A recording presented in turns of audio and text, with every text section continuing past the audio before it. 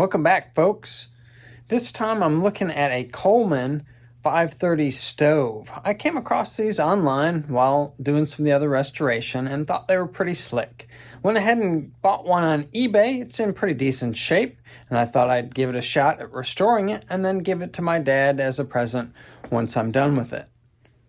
All right.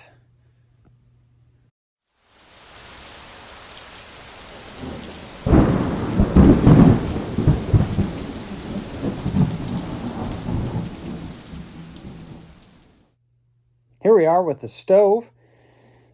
First topic to address was getting the frame off here. Had some issues though with a screw. I'll show you the screw here, what it looks like. You can see that it was stripped out. All the three except this one came out pretty easily, but this one turned out to be slightly stripped. With a little help from my latest revision of my Coleman clamp holder, I was able to actually get this strip screw out and get the frame removed. So, big step towards that. I'll show you what I had to use to get that strip screw out. First attempt was with a brand new Craftsman screwdriver, so it had the best grip at the tip, and didn't try too hard to use it, so I didn't mash the screw up any. But put PB Blaster on it, let it soak for a while. Again, tried a little bit with the screwdriver. It was slipping. Once I was able to get it in the clamp, though, I actually put some of this Easy Grip, which is a textured oil, basically sand and oil on it. And it turned out that that actually got it out. That was what worked. The next step was going to be I bought a special chisel made in Czechoslovakia, it turned out.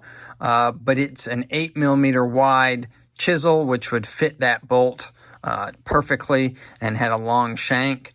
If that didn't work, then we were going to the grab it remover, and beyond that, I didn't have a plan. So I was really happy that this Easy Grip actually worked. Next up, start tearing down the parts associated with the generator, the valve, and get the components separated from the tank so we can get those cleaned up.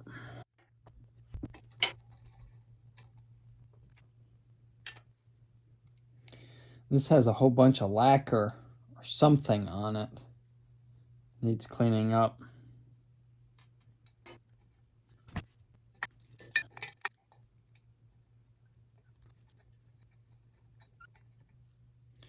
This too is in pretty rough shape.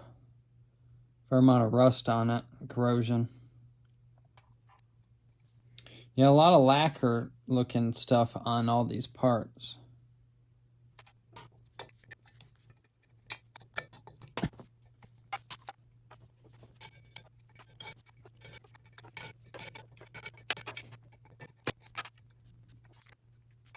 That came out really nice. The packing's actually not in bad shape.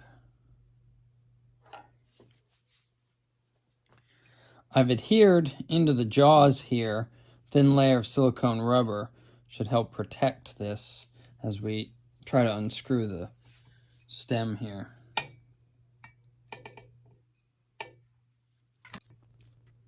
It's in there good. It's turning in the clamp.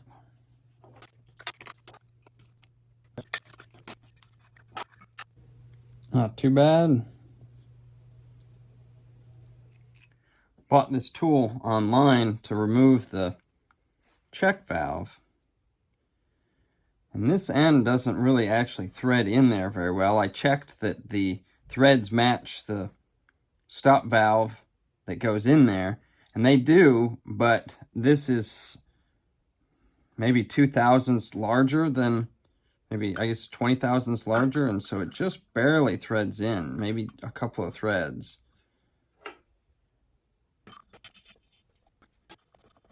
This is the first check valve that I've removed, but since everything else had such lacquer and stuff on it, I thought it would be best to just remove this and clean it up.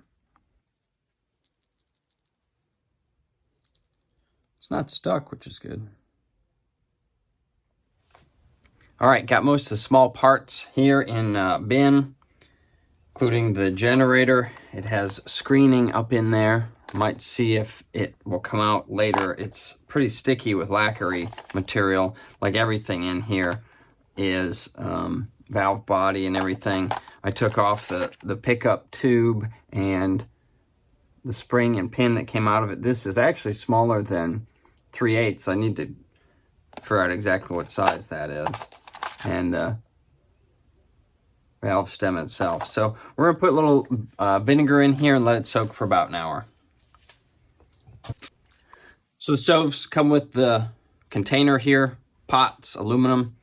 Top one's in decent shape, but it does have an area on here where it may be corroded through, and the bottom has a ding in it. I'm gonna see if we can hammer that out a little bit more. Also, just to keep stuff from rattling around in there, one of the things I'm probably going to do is I've 3D printed some flexible material TPU and put the logo on it. So these will fit down in and help reduce the parts from vibrating and making a bunch of noise when it's stowed or traveling. One of the unique things from the stove and the Coleman lanterns is the generator. I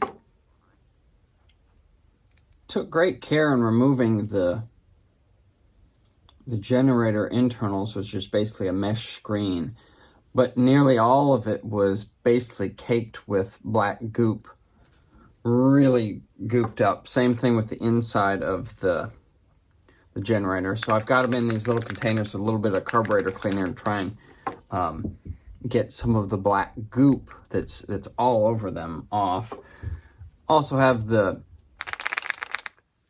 check valve in a little container of carb cleaner too, just letting it soak. It seems to be in pretty good shape, as well as the plunger part and this actual leather cup here. It fits nicely inside of these containers. I have kind of flared out like a umbrella with a little bit of oil in there. So we're making good progress getting a bunch of the parts cleaned that came out of the vinegar. They're all nice and clean now. You can kind of see those here. Came out good. Next step is going to be go up and use the bead blaster to clean up some of these more stubborn parts here and get those cleaned up. I also spent some time, as you saw, cleaning the inside and just kind of scrubbing with soap and water the fount here. I took the screen from the generator, switched it around for a while, then cleaned it just with my hands in the water and unrolled it some, and again put it in a little tube for kind of soaking and agitation in the carb cleaner. So let's see how it did.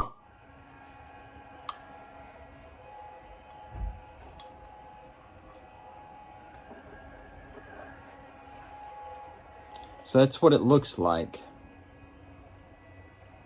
Much cleaner than it was. It was absolutely coated, thick with like lacquer goop.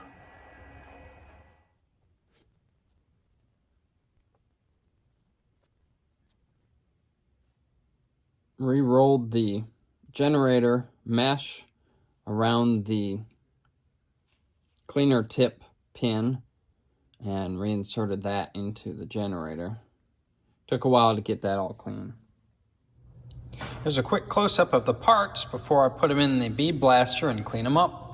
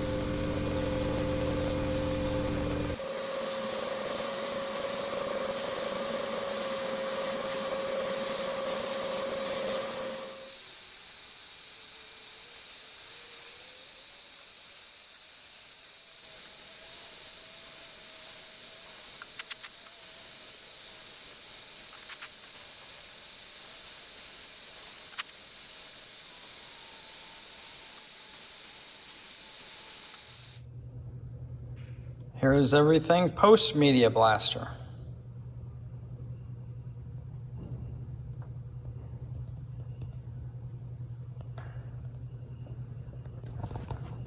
Nearly all the parts are cleaned up now.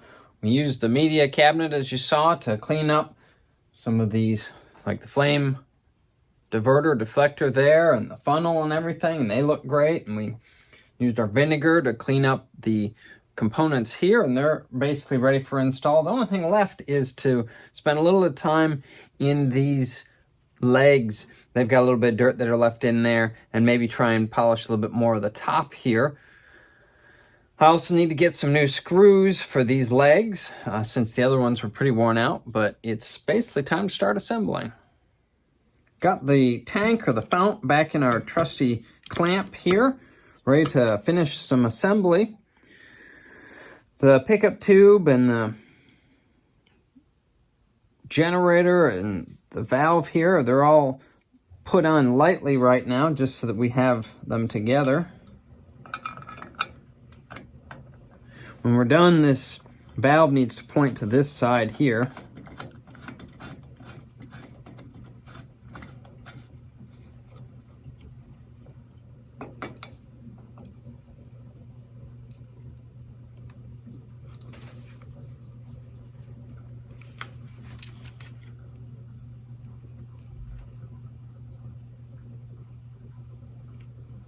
That looks like it to me.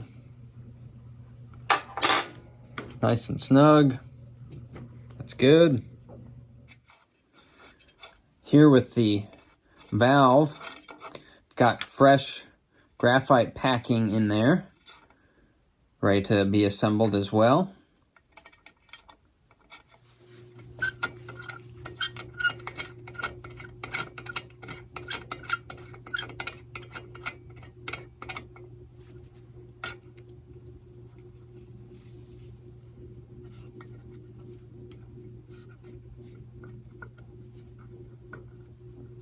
All right, the tip cleaner is caught.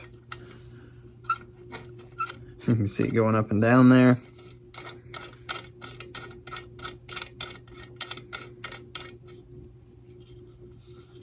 That's free.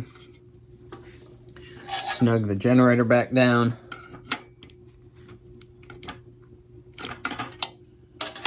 Okay, tip cleaner assembly. Snug it down. All right, pretty good shape there.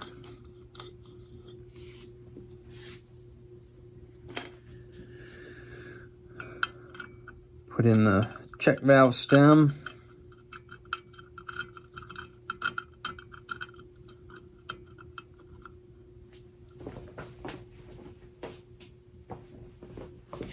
New fuel cap with standard cap, no holes in it. Pretty good gasket. All right, it's in good shape. Snug down our packing a little bit.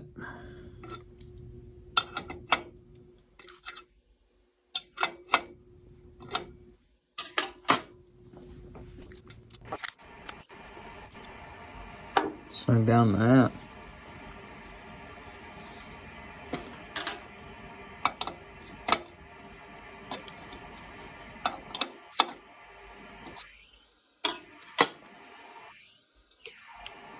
Pretty good there. Up next is the actual pump. It's in good shape now. All right. We've got the stove all assembled to the point where we could probably light it. I'm gonna go ahead and try it out now. I don't have the upper shroud or case, whatever you call it, on there right now, because I don't want to have to clean that again. But I'd like to try this to see how it lights. Cleaning the kind of bell portion here, or the flame diverter, is pretty easy. So I'd like to give it a try and see how it lights before I finish assembling it all the way. With that said, I have watched a bunch of YouTube videos on how to light this, and because I'm an engineer, I'm going to try a different way and see how that works out. All right, let's get it pumped up, and I'll talk about how I'm going to do it. Okay, pumped up, got fuel in it. So I have a camping stove made by MSR, and it's very similar to this, and what they have you do on that is you actually pool some fuel in the cup around the nozzle there, and then you light that, and once that's burned hot enough, it will start to atomize some of the, or vaporize the other fuel, and then you can start to turn it on. And we're going to see how that works out. Probably a big fireball.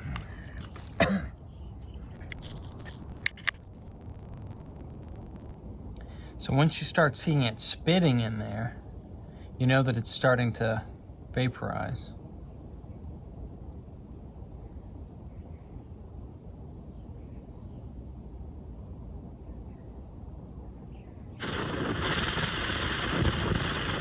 Open it just a little bit.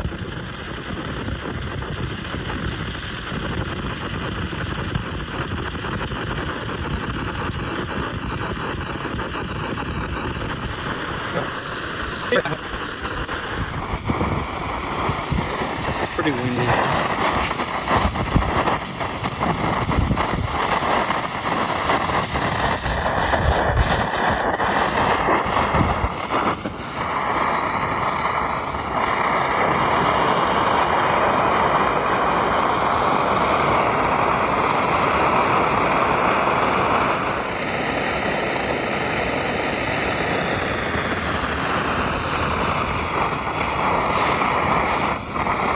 All right, it's doing pretty good. Let it burn for just a little while. I think we're gonna shut it off now.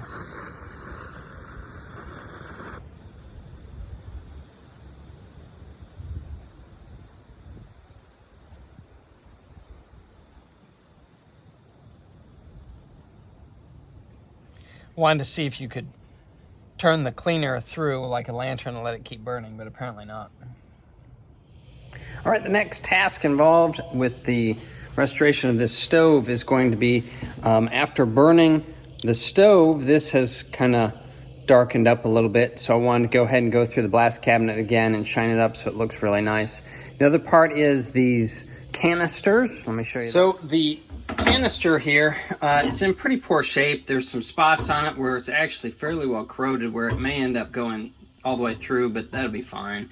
But it's pretty funky looking in a lot of spots and really scuffed up over the years. So I was just going to blast them clean and then just bead blast them to put a little bit of a matte finish on them. They're never going to be super pretty, but they'll do pretty well.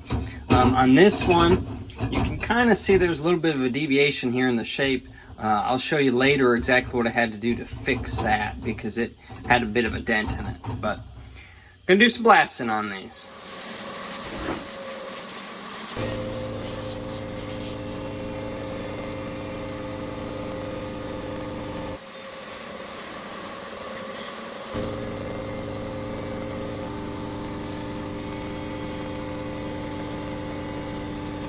All right, the abrasive part of cleaning up these is done. They look pretty good. Bit of a matte finish to them. Most of the blemishes are gone. I've got in here now the beads, glass beads, to bead blast these and hopefully shine them up some.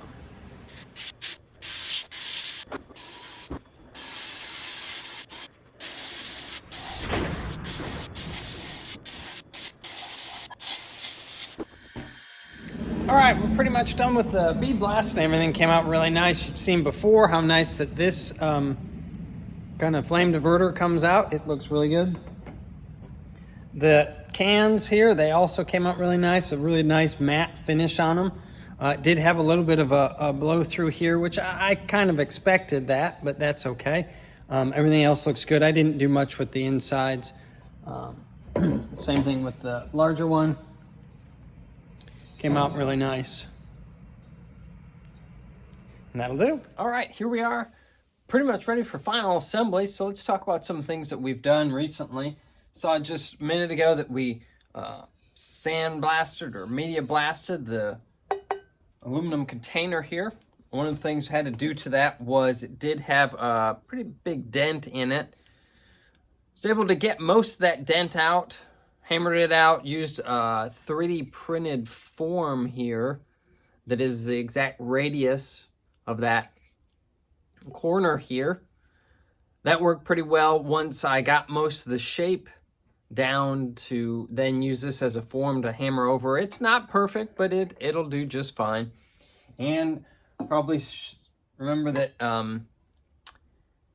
the top, the lid here, did have an area that had enough corrosion on it that it did end up going all the way through, which is fine. It's not like we're going to be using these to eat off of or anything. It's just going to be really to hold the stove at this point. The other thing that we'll be doing for that is getting the rubber mats inserted in those. The top here still requires the flip out arms to be installed. These were all cleaned up, you saw earlier. I put a little bit of oil on those, and I've got a little bit smaller cotter pins to put in because it really didn't need such heavy duty cotter pins to hold these things in. They're not exceptionally load bearing. So that's what we're going to work on, getting those put together.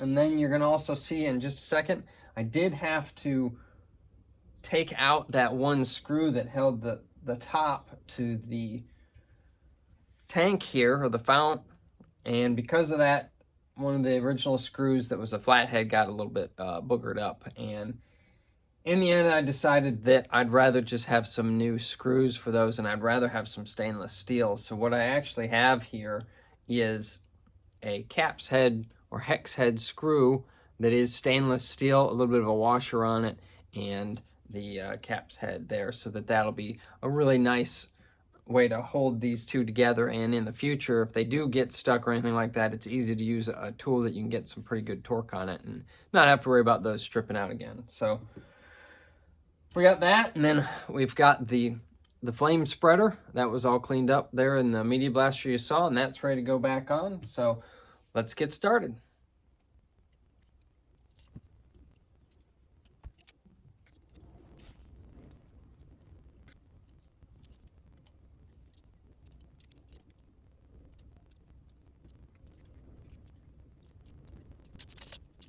All right, we're ready to put the frame back onto the tank here.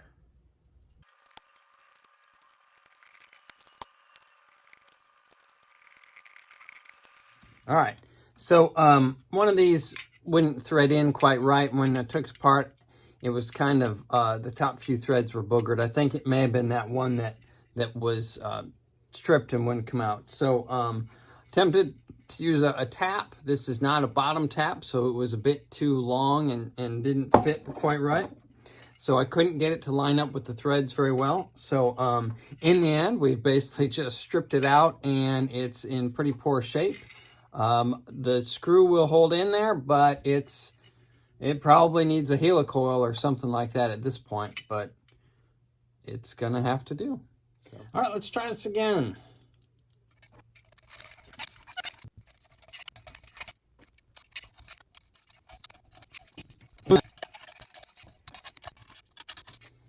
All right, that'll do.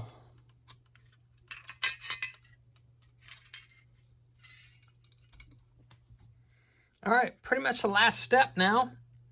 Going to take some double-face sticky tape, just real thin stuff, and adhere it to the bottom of each one of these inserts that will go in the container.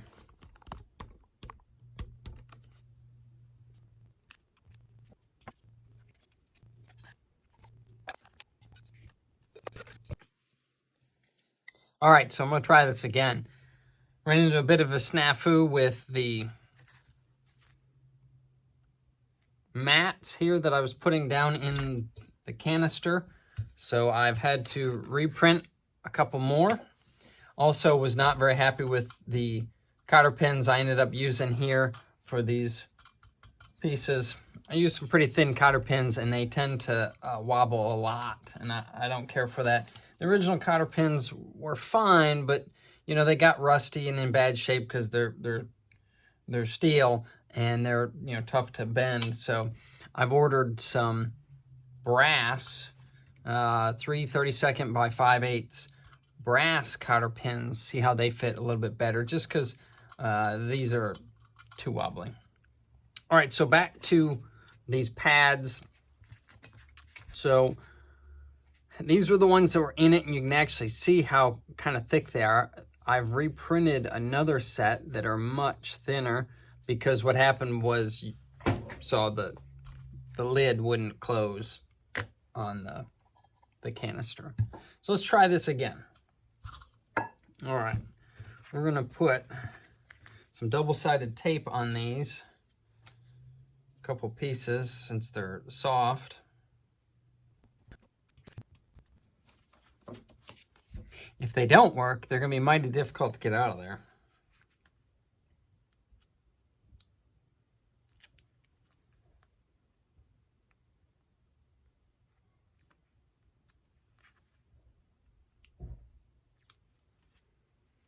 So this one with the logo I made is going to go on the top.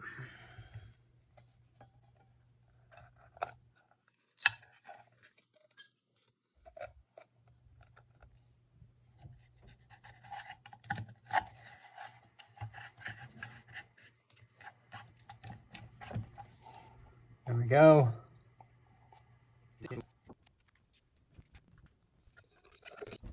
There it is. Let's give it a try.